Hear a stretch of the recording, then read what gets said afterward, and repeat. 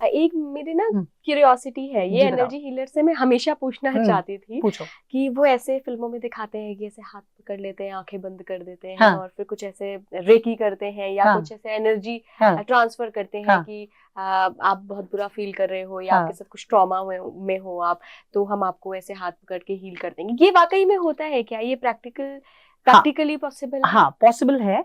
और ऐसे भी अगर टच किए बगैर भी पॉसिबल है। कैसे?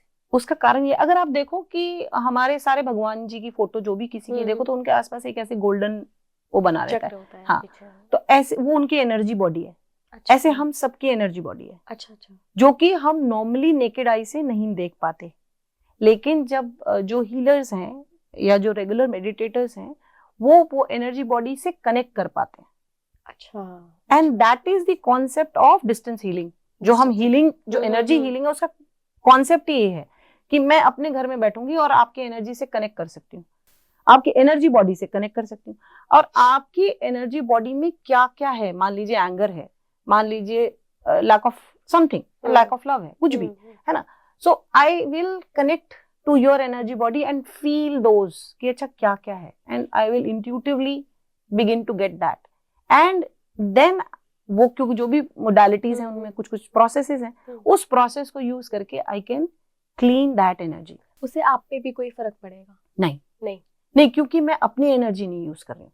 अगर मैंने वाकई में, तो सबसे पहले जब हम एनर्जी हीलिंग का काम करते हैं तो सबसे पहले होना चाहिए कि हम एज अ चैनल है। देखिए मैं चैनल बनी, एनर्जी तो मेरी है नहीं, वो तो यूनिवर्सल है। अच्छा। हाँ, मतलब मैं यूनिवर्सल एनर्जी को अच्छा टैप कर रही हूँ, तो I connect with the divine divine. And then I become the channel and I transmit that energy. यहां से मैंने ली, यहां से पास ऑन कर दी। लेकिन अगर मैं गंदी हूं, मतलब as a channel, if I am not pure, मैंने सेल्फ के ऊपर काम नहीं किया हुआ है, तो मैं क्या करूंगी, विद माई कंटामिनेशन में मैं वो एनर्जी ट्रांसफर करूंगी। इसीलिए बहुत इंपॉर्टेंट है कि एज हीलर्स फर्स्ट हम अपने ऊपर काम करें। ओके। पहले हम अपने आप को साफ करें। मतलब अगर आप सोचो कि एक गंदी पाइप से पानी निकल रहा है तो वो गंदा ही होगा, राइट? और एक साफ पाइप से निकल रहा है तो I am like a pipe. तो जो, और वो इंट्यूशन मेरी नहीं है, जब मैंने एनर्जी से connect, we are all energetically connected, हम जानते हैं। तो जैसे ही मैंने यूनिवर्सल एनर्जी से कनेक्ट किया तो मुझे इंट्यूशंस आने लगे। क्यों? क्योंकि कहीं ना कहीं आप और मैं कनेक्टेड हैं। तो वो यूनिवर्सल एनर्जी, आप जो इन्फॉर्मेशन वहां दे रहे हो वो मेरे पास आई, एंड मैंने उसके हिसाब से आपकी एनर्जी को क्लेंस कर दिया। तो it is not my skill पर से, स्किल यही है कि मैं उसको एज सच ले पाऊं। वो जो गाइडेंस मुझे आ रही है, मैं उसको बगैर अपना लॉजिक लगाए ले पाऊं और उस पर काम कर पाऊं। And that is how energy healing works. Okay. ऐसा भी होता है क्या कि कोई अगर एक व्यक्ति पॉजिटिव है तो वो पॉजिटिव व्यक्ति सामने वाले नेगेटिव को भी पॉजिटिव बनाने का उतना वो हुनर रखता हो, या एनर्जीज क्या इस फॉर्म में काम करती है? या अगर कोई बहुत ज्यादा नेगेटिव है और सामने कोई बहुत ज्यादा पॉजिटिव है तो वो उसको नेगेटिव बना दे?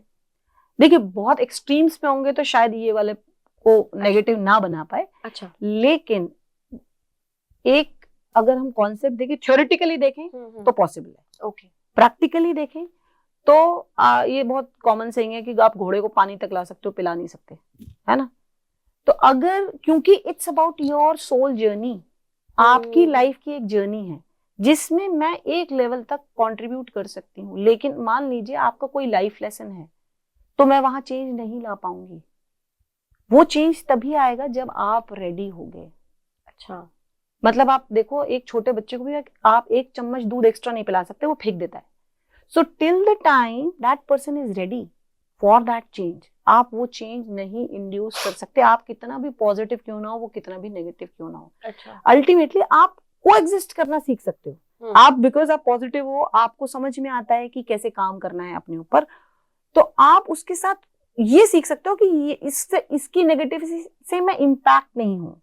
ये हो सकता है कि पहले मैं इंपैक्ट हो रही थी तो मैं भी डाउन जाती हूँ, लेकिन धीरे धीरे करके मैंने ये समझ लिया कि अच्छा जब ये एक्शन करता है मैं नेगेटिव जाती हूँ, मुझे ये नहीं करना है, तो मैं पॉजिटिव ही रहूंगी। I will either go out of the room और आई विल डू समथिंग, मैं शील्ड कर दूंगी अपने आप को। There 100 ways to do it, लेकिन मैं उसको चेंज कर पाऊंगी या नहीं कर पाऊंगी ये जरूरी नहीं है। अच्छा, क्योंकि उसकी इच्छा भी है ना।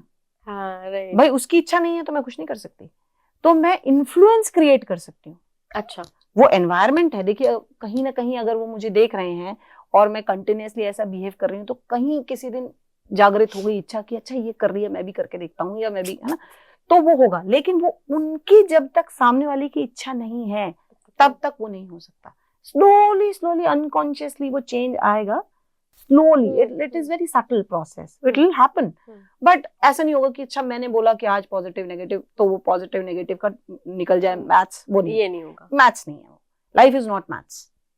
It will take time, it will take a lot of time, a lot of patience.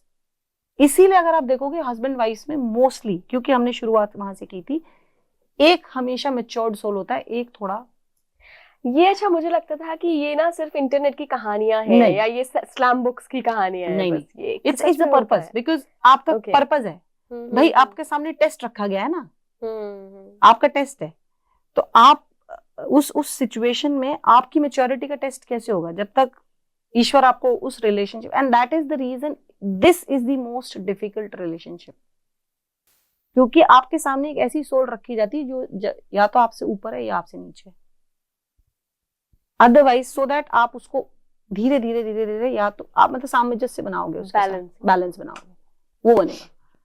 तो आपका पर्पस है उस रिलेशनशिप पे, इट्स अ वेरी कार्मिक relationship.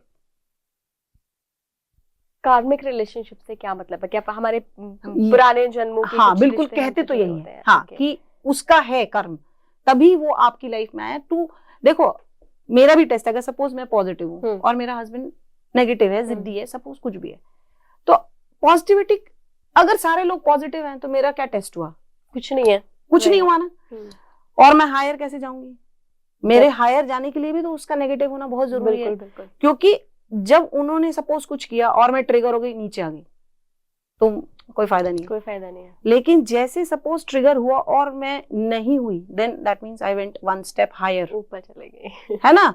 So that is how they are actually our biggest supporters, and they say, मतलब ये अब किसी ने देखा नहीं है कि जो आपके बेस्ट फ्रेंड्स होते हैं इन द सोल ग्रुप, वो आपके हस्बैंड्स या बिगेस्ट टेस्ट बनते हैं। तो जो आपका सबसे डिफिकल्ट रिलेशनशिप है, मान लीजिए कि वो सोल लेवल पे आपका बेस्ट फ्रेंड है, अच्छा, क्योंकि वही आपको उतना बिगेस्ट टेस्ट दे सकता है, वो आपके लिए उतना बड़ा टेस्ट बन के आया है इस लाइफ में। सो बेसिकली आप, we have to be thankful to that person कि वो मेरे लिए इस जर्नी में, मुझे शायद 12th से PhD इसी जन्म में पास करा देगा। 12th से PhD, बहुत बढ़िया, है ना। तो जितना बड़ा टेस्ट है एक्चुअली में वो आपके लिए बहुत अच्छा है।